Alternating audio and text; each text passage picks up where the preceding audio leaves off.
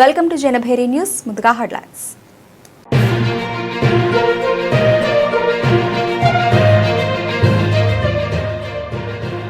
అమెరికాకు భారత్ కీలక భాగస్వామి. అమెరికా విదేశాంగ మంత్రి మార్కో రూబియో వెల్లడి.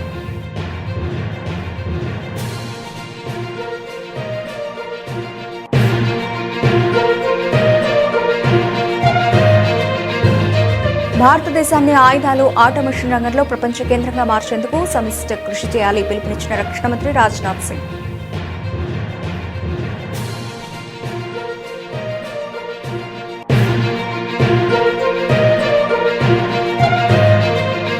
అక్రమ గోవధపై కఠిన ఎంసీఓసీఏ చర్యలు తీసుకుంటాం హెచ్చరించిన మహారాష్ట్ర మంత్రి బాంకులే.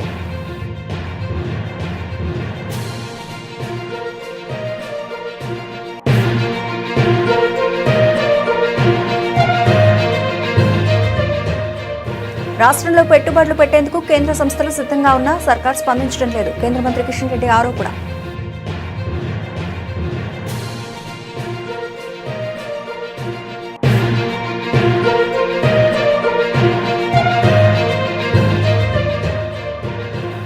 గోదావరి పుష్కరాలకు 1000 కోట్ల రూపాయలు తెలంగాణ కేబినెట్ ఆమోదం.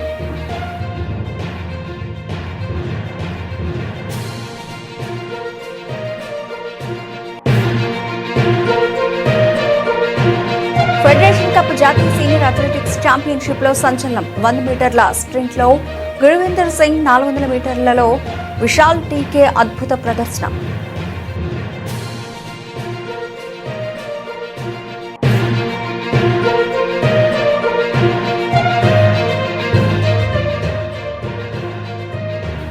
ఐదేళ్లలో 5 లక్షల ఉద్యోగాలు. రాష్ట్ర మంత్రివర్గ సమావేశంలో నిర్ణయాలు వెల్లడించిన మంత్రి పొంగులేటి.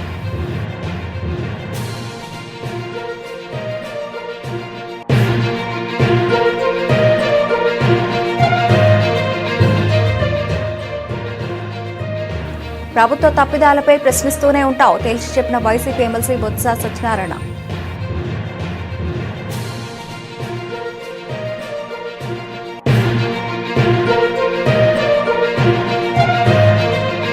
మహారాష్ట్ర నుంచి ప్రాణహిత నది గుండా వేలాది ఆవులను తరలిస్తున్నారు. సంచలన ఆరోపణలు చేసిన సిర్పూర్ ఎమ్మెల్యే పాల్వాయి హరీష్ బాబు.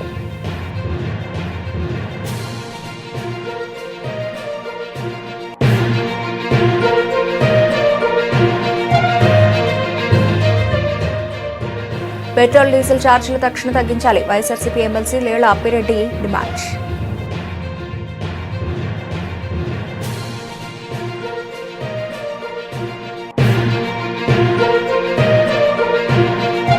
కెప్టెన్ శ్రేయస్ అయ్యర్ అజేయ సెంచరీతో పంజాబ్ ఘన విజయం. ప్లే ఆఫ్ రేసులో తమ ఆశలను సజీవంగా నిలుపుకున్న Punjab Kings.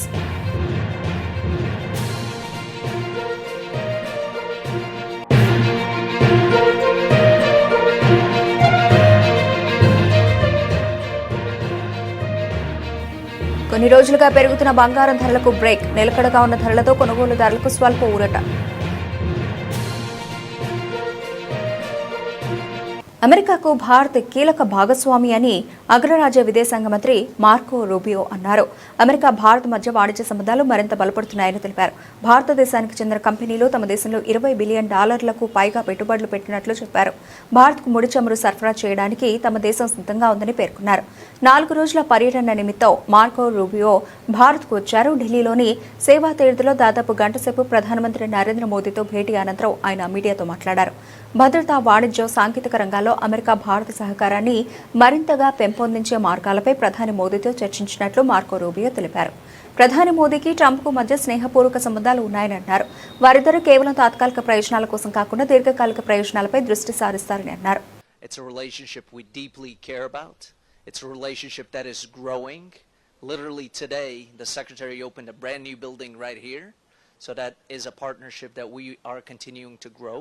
We have our Quad meeting. Since I have arrived here a few months ago, we had settled our trade deal. India has joined Pax Silica. Investment is at record levels, and this partnership will continue to grow. And today the Secretary extended an invite to Prime Minister Modi to come visit the White House on behalf of the President. So we have some great things ahead.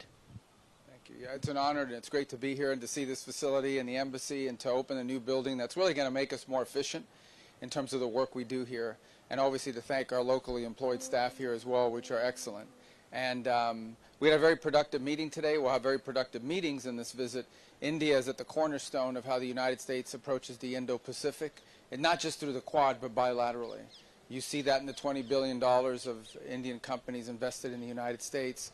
You see it in their signing up for Pax Silica, but you also see it in the other opportunities we have to explore between two advanced economies. I know there's a lot of American interest in the corporate side in the United States, highly skilled labor. మహారాష్ట్రలోని షిరిడీలో private రంగ సంస్థ అయిన nib group యొక్క రక్షణ ఉత్పాదక సముదాయాన్ని రక్షణ మంత్రి రాజ్నాథ్ సింగ్ ప్రారంభించారు. ఈ సందర్భంగా ఆయన మాట్లాడుతూ ఈ సముదాయం అధునాతన ఫిరంగి వ్యవస్థలు, క్షిపణి మరియు అంతరిక్ష సాంకేతికతలు, రాకెట్ వ్యవస్థలు, శక్తివంతమైన పదార్థాలు, స్వయం ప్రతిపత్తి గల రక్షణ వేదికలను తయారు చేయాలని లక్ష్యంగా పెట్టుకుందని తెలిపారు. భారతదేశ ప్రైవేటు పరిశ్రమలకు భవిష్యత్తు యుద్ధాల గతిశీలతపై లోతైన అవగాహన ఉంది మరియు దేశానికి అత్యాధునిక వ్యవస్థలు సమకూర్చడానికి అవి అవిశ్రాంతంగా కృషి చేస్తున్నాయని అన్నారు. భారతదేశాన్ని ఆయుధాలు మరియు ఆటోమేషన్ రంగంలో ప్రపంచ కేంద్రంగా మార్చేందుకు భాగస్వాములందరూ సమిష్టి కృషి చేయాలని పిలుపునిచ్చారు. ప్రభుత్వం కీలక సాంకేతికతలు మరియు అధునాతన వ్యవస్థల్లో మేక్ ఇన్ ఇండియాను నిరంతరం ప్రోత్సహిస్తోందని, ఆయుధాలు మరియు స్వయంచాలిత వ్యవస్థల్లో భారతదేశం అగ్రగామిగా నిలిచేందుకు అవసరమైన ప్రతి చర్య తీసుకోవడానికి మేము సిద్ధంగా ఉన్నామని రాజ్నాథ్ సింగ్ స్పష్టం చేశారు. सुरक्षा और स्वाभिमान की एक नई मिसाल पेश की है. मैं यहाँ पर बहुत सारे उदाहरण देकर उसको स्पष्ट नहीं करना चाहता. छत्रपति महाराज शिवाजी महाराज ने नेवी और फोर्स की जो व्यवस्था यहाँ पर खड़ी की थी, वो सिर्फ एक उनकी सैन्य रणनीति नहीं थी, यह उनकी केवल एक मिलिट्री स्ट्रेटजी नहीं थी, बल्कि एक आत्मनिर्भर अर्थव्यवस्था का मॉडल था जो छत्रपति महाराज शिवाजी ने खड़ा किया था. उन्होंने स्थानीय रिसोर्सेज से हथियार बनाए थे, लोकल रिसोर्सेज से छत्रपति महाराज शिवाजी ने वेपन्स बनाए थे, यहाँ के लोकल लोगों को ट्रेंड किया और एक ऐसा साम्राज्य खड़ा किया जो विदेशी ताकतों को चुनौती दे सके. आज शिरडी की इस धरती पर छत्रपति शिवाजी महाराज की ही प्रेरणा से हम एक बार फिर आत्मनिर्भरता यानी सेल्फ रिलायंस का एक किला खड़ा कर रहे हैं. जिस महाराष्ट्र ने देश को छत्रपति महाराज शिवाजी महाराज जैसा राजा दिया, जिस महाराष्ट्र ने लोकमान्य तिलक जैसे क्रांतिकारी दिए, वो धरती भला डिफेंस के मामले में पीछे कैसे रह सकती है, इसकी कल्पना भी नहीं की जा सकती. इसी धरती से स्वराज्य हमारा जन्मसिद्ध अधिकार है का यह नारा भी निकला था.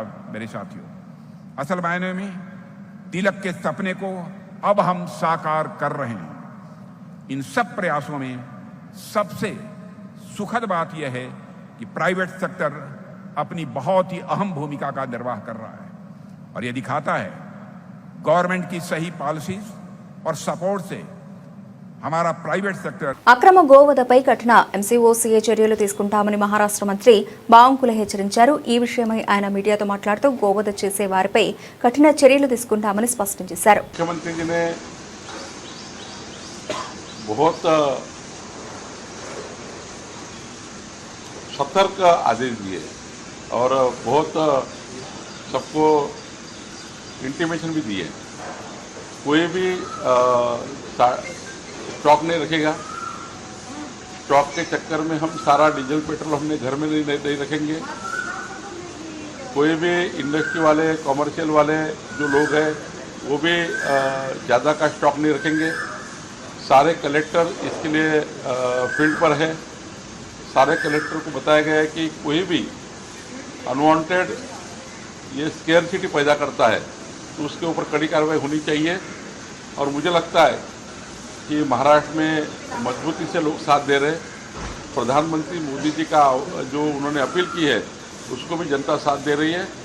हम सब ने मिलकर, सभी पार्टियों ने मिलकर, महाराष्ट्र की सभी पार्टियों ने मिलकर एक दिल से, एक मत से मोदी जी के आह्वान को साथ में लेकर आगे जाना चाहिए. इसी में महाराष्ट्र की भलाई है, इसी में देश की भलाई है.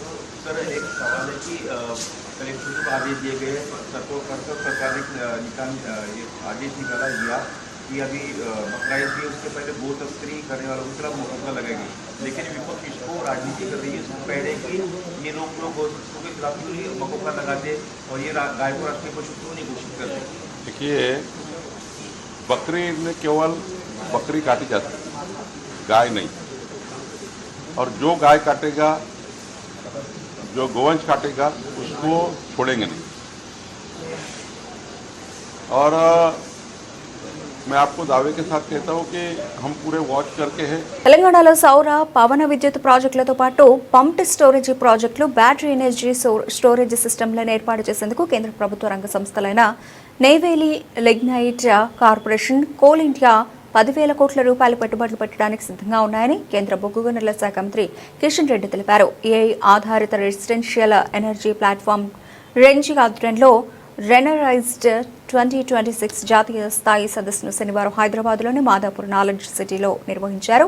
ఈ కార్యక్రమానికి ముఖ్య అతిథిగా హాజరైన కిషన్ రెడ్డి దేశంలో తొలిసారిగా ఏఐ ఆధారిత సేవలు అందిస్తున్న రెసిడెన్షియల్ సోలార్ సర్వీసెస్ సంస్థ రెంజీకి ఫీచర్స్ను ఆవిష్కరించారు. ఈ సందర్భంగా ఆయన మాట్లాడుతూ సమాజంలో సంప్రదాయేతర ఇంధన వనరుల వినియోగంపై ప్రజలకు అవగాహన కల్పిస్తున్న రెంజీ సంస్థ వ్యవస్థాపకుడు ఆకుల మణికంఠ ప్రయత్నాన్ని అభినందించారు. సంప్రదాయ వనరులపై దేశం ఎక్కువగా ఆధారపడకుండా పర్యావరణాన్ని కాపాడుతూనే దేశ ఆర్థిక వ్యవస్థను పరుగులు పెట్టించేలా ప్రధాని మోదీ క్లీన్ ఎనర్జీ విప్లవాన్ని తీసుకొచ్చారని చెప్పారు. గ్రీన్ ఎనర్జీ గురించి అందరం బాధ్యత తీసుకోవాల్సిన అవసరం ఉంది. ప్రధానమంత్రి గారు పిఎం సూర్యఘర్ యోజన అనేటువంటి పథకం తీసుకొచ్చారు. పిఎం కుసుమ్ యోజన కూడా తీసుకొచ్చారు. అగ్రికల్చర్ పంప్ సెట్స్, మనం డొమెస్టిక్ సంబంధించి, మన హౌస్ హోల్డ్ సంబంధించినటువంటి ఈ రెండింటికి సంబంధించి ప్రధానమంత్రి గారు ఎంత కమిట్మెంట్ తోటి అంటే పర్ క్యాబినెట్ లో మీ కాన్స్టిట్యున్సీలో ఎంత మందికి పిఎం సూర్యఘర్ యోజన వచ్చింది. నాకు విషయం చెప్పారు, మీరైతే కోల్బెల్ట్ ఏరియాలో ఏవైతే ఎఫెక్టెడ్ విలేజెస్ ఉన్నాయో, కోల్బెల్ట్ ఏరియాలో పనిచేసేటువంటి క్వార్టర్స్ ఏవైతున్నాయో, ఇండ్లు ఏవైతున్నాయో, విలేజెస్ ఏవైతున్నాయో, మీరు కోల్ మినిస్ట్రీ ద్వారానే మీరే సబ్సిడీ ఇచ్చి, ఎందుకంటే గవర్నమెంట్ ఆఫ్ ఇండియా 70% సబ్సిడీ ఇస్తుంది, 30% కన్జ్యూమర్ పెట్టుకోవాలి. ఆ 30% కూడా పెట్టుకోనటువంటి వాళ్ళకు మీరు కోల్ కంపెనీల ద్వారా పెట్టి 100% సబ్సిడీ తోటి అందరు కరెంట్ ఇవ్వండి అంటున్నాం. ఎందుకు? మనము ఈ యొక్క జనరల్ థర్మల్ ఎనర్జీ సేవ్ చేసి సోలార్ ఎనర్జీ మీద మనము యూసేజ్ పెంచుకున్నట్లయితే అది దేశానికి లాభం. అదేవిధంగా ప్రధానమంత్రి ఇంకో మాట చెప్పారు, మీరు ఎంతైతే పవర్ మీరు వాడుకుంటారో, ఒకవేళ మీ ఇంట్లో పవర్ జనరేషన్ పెరిగితే, మీరు పెట్టేటువంటి సోలార్ ప్యానెల్స్ ద్వారా పవర్ పెరిగితే అది గవర్నమెంట్ కొంటుంది, మీకు ఇన్కమ్ వస్తుంది. అది మీకు ఫ్రీ, మీ ఇంటికి ఫ్రీ కరెంటే కాదు, మీరు ఎక్కువ. గోదావరి పుష్కరాల కోసం 1,000 కోట్ల రూపాయలు కేటాయించాలని తెలంగాణ ప్రభుత్వం నిర్ణయించింది. ఈ మేరకు ముఖ్యమంత్రి రేవంత్ రెడ్డి అధ్యక్షతన సమావేశమైన మంత్రివర్గం సంబంధిత పనుల కోసం నిధుల కేటాయింపునకు ఆమోదం తెలిపింది. తొలి విడతగా 300 కోట్ల రూపాయల మంజూరుకు పచ్చజెండా ఊపింది. కేబినెట్ సమావేశంలో పలు కీలక నిర్ణయాలు తీసుకున్నారు. జూనియర్ కళాశాలల్లోనూ మధ్యాహ్న భోజన పథకం అమలుకు మంత్రివర్గం ఆమోదం తెలిపింది. పాఠశాలలు, జూనియర్ కళాశాలల్లో అల్పాహారం, పాలు అందించాలని కేబినెట్ నిర్ణయించింది. అసోం రైఫిల్స్, బీఎస్ఎఫ్, సిఐఎస్ఎఫ్ సెంటర్ల ఏర్పాటుకు కరీంనగర్ జిల్లాను ఎంపిక చేసింది. కే సముద్రం ఫైర్ స్టేషన్కు 18 పోస్టుల మంజూరుకు అంగీకారం తెలిపింది. ఫెడరేషన్ కప్ జాతీయ సీనియర్ అథ్లెటిక్స్ ఛాంపియన్షిప్ 100 మీటర్ల స్ప్రింట్లో గురువిందర్ సింగ్ 400 మీటర్లలో విశాల్ టీకే సంచలన ప్రదర్శనతో భళా అనిపించారు. 100 మీటర్ల పరుగులో తొలి రోజు గురువిందర్ సింగ్, అనిమేష్ కుజర్ పోటీపడి ఒకరి రికార్డు మరొకరు బదులు కొట్టిన నేపథ్యంలో ఫైనల్ హోరాహోరీగా సాగుతుందని భావించారు. కానీ 25 ఏళ్ల గురువిందర్ సింగ్ 10.09 సెంటీమీటర్లలోనే గమ్యం చేరి చరిత్ర సృష్టించాడు. దాంతో సెమీఫైనల్లో 10.15 సెకండ్లలో అనిమేష్ కుజర్ నమోదు చేసిన గత జాతీయ రికార్డు తుడిచిపెట్టుకుపోయింది. ఇంకా 10.10 సెకండ్లలోపే రేస్ను పూర్తి చేసిన తొలి భారత అథ్లెట్గా గురువిందర్ రికార్డు నెలకొల్పాడు. గురువిందర్ తాజా టైమింగ్ ఆసియాలో 2వ అత్యుత్తమం. అనిమేష్, ప్రణవ్ గౌరవ్ 2-3 స్థానాల్లో నిలిచారు. ఈ ప్రదర్శనతో కామన్వెల్త్ క్రీడల టైమింగ్ 10.16 సెకండ్లుగా కూడా గురువిందర్ అధిగమించాడు. వచ్చే 5 ఏళ్లలో రాష్ట్రంలో కొత్తగా 5 లక్షల ఉద్యోగాలు సృష్టించాలని ప్రభుత్వం నిర్ణయించింది. Life sciences, pharma, Biotech, medical innovation వంటి రంగాల్లో 2.4 లక్షల కోట్ల రూపాయల పెట్టుబడులను ఆకర్షించాలని లక్ష్యంగా పెట్టుకుంది. ఇంద్రమ్మ ఇళ్ల పథకం 2వ విడత కింద 2.50 లక్షల ఇళ్లను మంజూరు చేయాలని నిర్ణయించింది. రాష్ట్ర కేబినెట్ సమావేశం సీఎం రేవంత్ రెడ్డి అధ్యక్షతన సచివాలయంలో జరిగింది. ఈ సమావేశంలో పలు అంశాలపై చర్చించి నిర్ణయాలు తీసుకున్నారు. సమావేశ నిర్ణయాలు మంత్రులు వాకిడి శ్రీహరి, అడ్లూరి లక్ష్మణ్ కుమార్లతో కలిసి మంత్రి పొంగులేటి శ్రీనివాసరెడ్డి మీడియా సమావేశంలో వెల్లడించారు. 2030 నాటికి తెలంగాణను ప్రపంచంలోని టాప్ 5 లైఫ్ సైన్సెస్ హబ్లలో ఒకటిగా నిలబెట్టాలన్నది రాష్ట్ర ప్రభుత్వ సంకల్పమని మంత్రి చెప్పారు.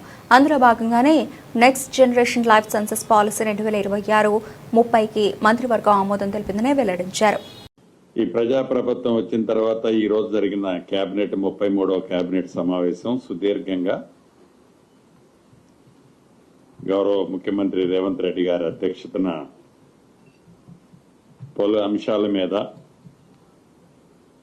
నిర్ణయాలు తీసుకోవటం జరిగింది. ప్రధానంగా ఇందిరమ్మ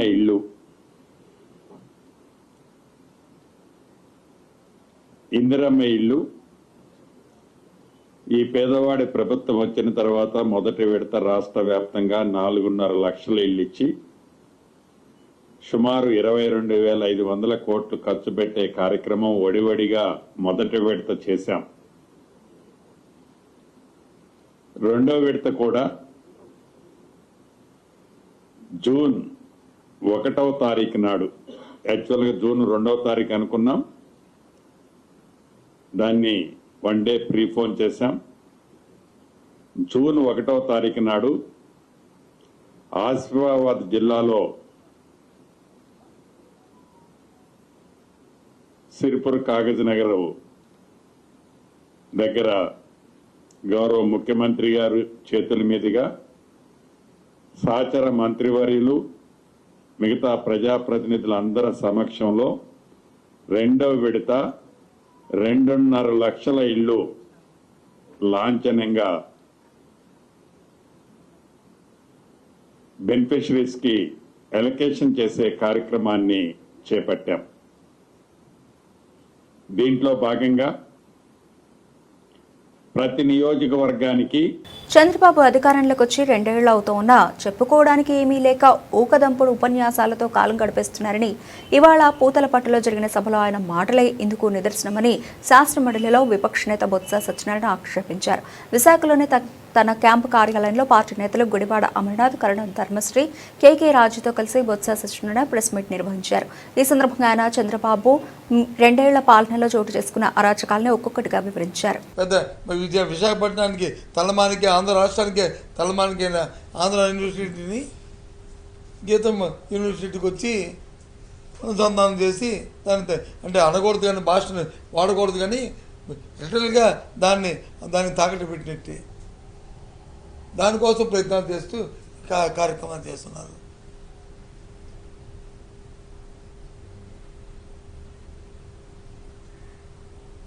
ఎంతమందో ఆంధ్ర యూనివర్సిటీ దాన్ని మెరిట్ వచ్చిన ప్రతి స్టూడెంట్ ఆంధ్ర యూనివర్సిటీలో చదవాలని కోరుకుంటాడు.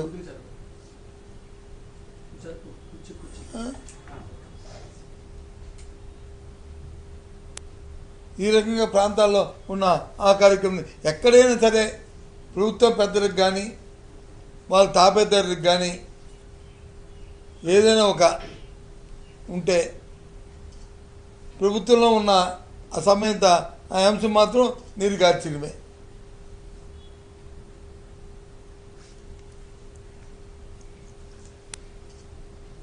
స్కెల్టింగ్ చేసేస్తున్నారు నాటి గురించి. ఇది చాలా దురదృష్టం. మళ్ళీ ఇవన్నీ రిపేర్ చేయాలంటే చాలా కష్టం. 2 సంవత్సరాలు అయింది ఈ ప్రభుత్వం వచ్చి. పేదవాడికి కానీ మధ్యతరగతి వాడికి కానీ ఇదిగో మేము వీరికి ఇది చేసామన్న పేటెంట్గా చెప్పుకునే ఒక కార్యక్రమం చెప్పానండి.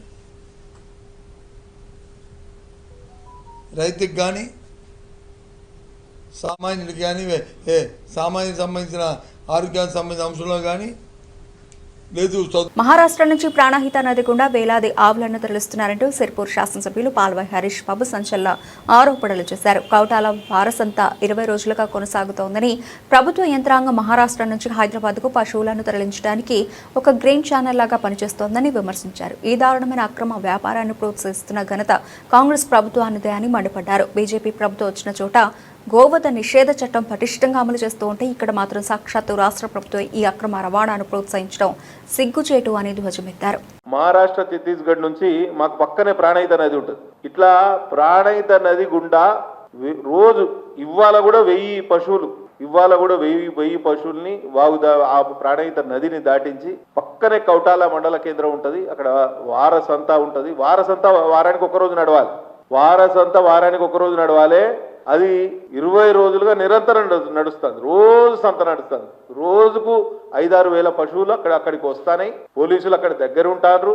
అక్కడ పోయి అక్కడ మన వెటర్నరీ అసిస్టెంట్ సర్జన్ ప్రభుత్వ అధికారులే అక్కడ డెప్యుటేషన్ చేశారు. ఎవరిని? వెటర్నరీ అసిస్టెంట్ సర్జన్ సర్టిఫికేట్ ఇవ్వాలి కాబట్టి వెటర్నరీ డాక్టర్లను అక్కడ ఉంచారు. నిరంతరం పొద్దున 6 గంటల నుంచి రాత్రి వరకు మీరంతా certificate actual animal transportation rules ప్రకారం ఒక డాక్టర్ 90 సర్టిఫికేట్ల కన్నా ఎక్కువ ఇవ్వలేడు. కానీ 90 కాదు 300-400 సర్టిఫికేట్లు ఒక్కొక్క డాక్టర్. మా దగ్గరనైతే కలెక్టర్ గారు డిస్ట్రిక్ట్ వెటర్నరీ ఆఫీసరే ఆర్డర్స్ ఇచ్చాడు. కౌటాల షాండీలో డాక్టర్ బి రాకేష్ ఆయన వెటర్నరీ అసిస్టెంట్ సర్జన్ పెంచకల్పేట ఉంటే ఆయన అక్కడ డెప్యుటేషన్ మీద వేశారు. చిర్రకుంటలో ఉన్న మురళీకృష్ణన్ తీసుకుపోయి కౌటాలలో వేశారు. మా దగ్గర ఇంకొకటి గోయగాం అని వాంకిడి సరిహద్దులో ఆసిఫాబాద్ నియోజకవర్గంలో ఒక షాండీ సంత ఉంటుంది. అక్కడ ఒక డాక్టర్ అంటే ప్రభుత్వమే ఫెసిలిటేట్ చేస్తుంది. ఇంత దారుణం అంటే ఇంత గలీజ్ కథలకు ఈ ప్రభుత్వం పడుతుందని మనం ఊహించలేదు. కానీ ఇవాళ అట్లా వ్యవస్థ తయారైతుంది. పశువులు ఇవాటి పొద్దున ఫోటో ఇది. ఎన్ని వేల పశువులు అక్కడ నది దాటిస్తున్నారు.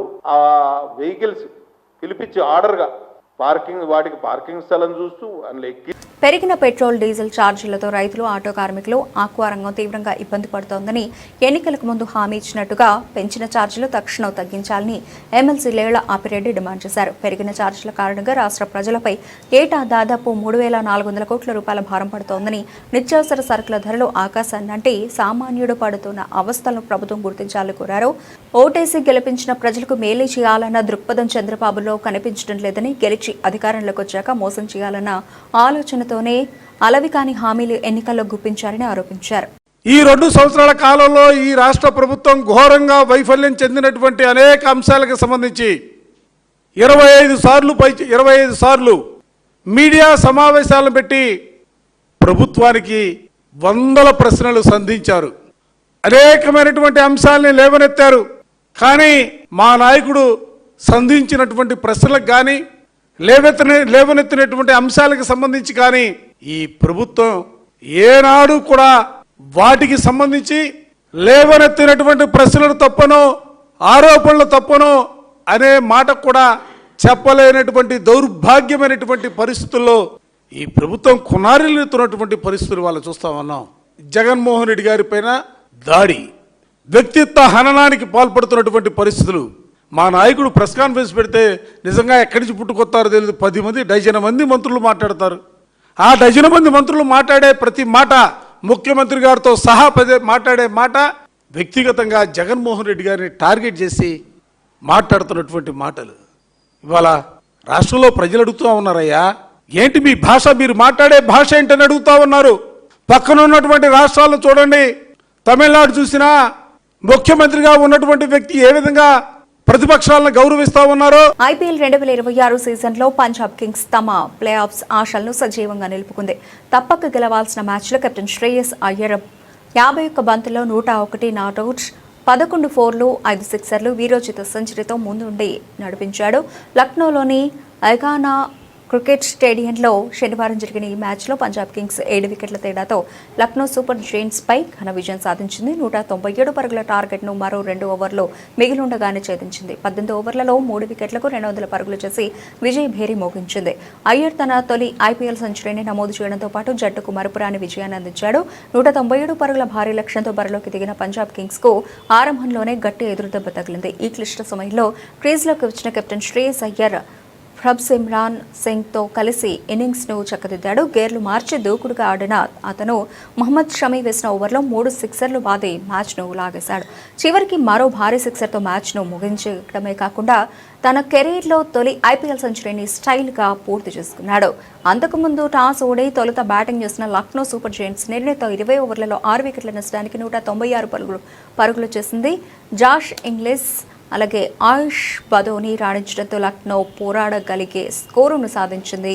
అయితే కేవలం 5 రెగ్యులర్ బౌలర్లతో బరిలోకి దిగిన లక్నో బౌలింగ్లో వైఫల్యం చెంది ఈ స్కోరును కాపాడుకోలేకపోయింది. గత కొన్ని రోజులుగా పెరుగుతూ వచ్చిన బంగారం ధరలు ప్రస్తుతం స్థిరంగా కొనసాగుతున్నాయి. దీంతో పసిడి కొనుగోలు చేయాలనుకునే వారికి కాస్త ఊరట లభించినట్లయింది. అంతర్జాతీయంగా నెలకొన్న భౌగోళిక రాజకీయ అనిశ్చితి కారణంగా బంగారం ధరల్లో హెచ్చుతగ్గులు నమోదవుతున్నాయి. ఆదివారం కూడా బంగారం వెండి ధరలు నిలకడగా ఉన్నాయి.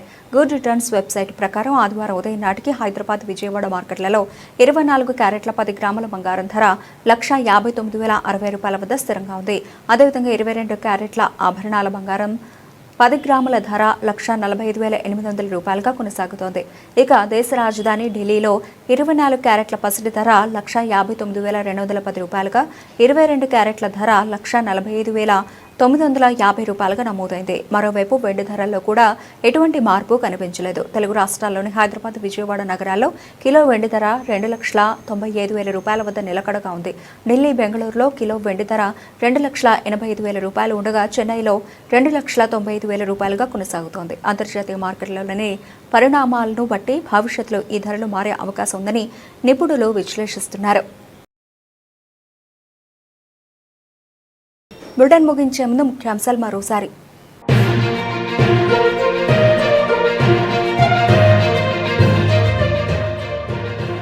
అమెరికాకు భారత్ కీలక భాగస్వామి, అమెరికా విదేశాంగ మంత్రి మార్కో రూబియో వెల్లడి.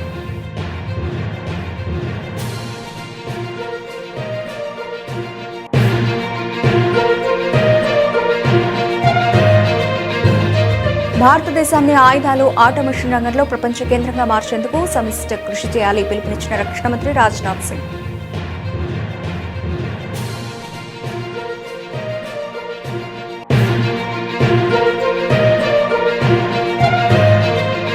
అక్రమ గోవధపై కఠిన ఎంసీఓసీఏ చర్యలు తీసుకుంటాం, హెచ్చరించిన మహారాష్ట్ర మంత్రి బాంకులే.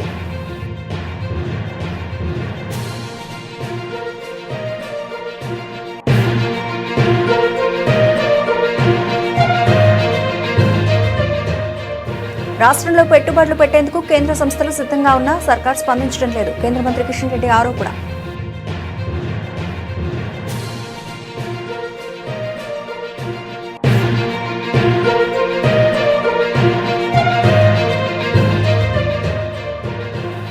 గోదావరి పుష్కరాలకు 1,000 కోట్ల రూపాయలు తెలంగాణ కేబినెట్ ఆమోదం.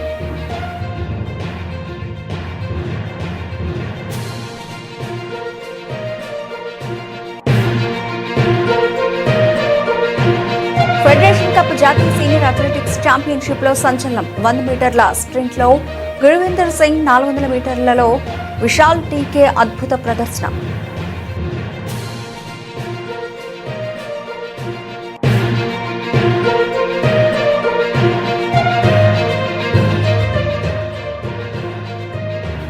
ఐదేళ్లలో 5 లక్షల ఉద్యోగాలు. రాష్ట్ర మంత్రివర్గ సమావేశంలో నిర్ణయాలు వెల్లడించిన మంత్రి పొంగులేటి.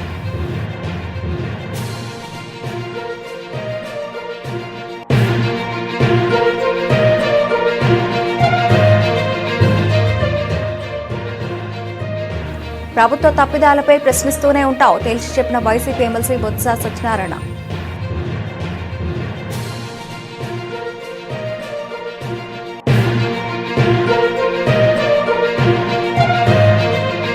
మహారాష్ట్ర నుంచి ప్రాణహిత నది గుండా వేలాది ఆవులను తరలిస్తున్నారు. సంచలన ఆరోపణలు చేసిన సిర్పూర్ ఎమ్మెల్యే పాల్వాయ్ హరీష్ బాబు.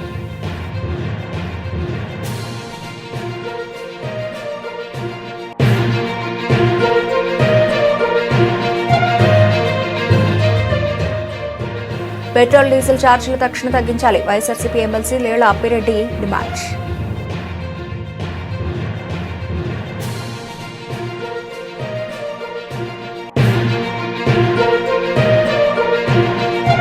కెప్టెన్ శ్రేయస్ అయ్యర్ అజేయ సెంచరీతో పంజాబ్ ఘన విజయం. ప్లే ఆఫ్ రేసులో తమ ఆశలను సజీవంగా నిలుపుకున్న పంజాబ్ కింగ్స్.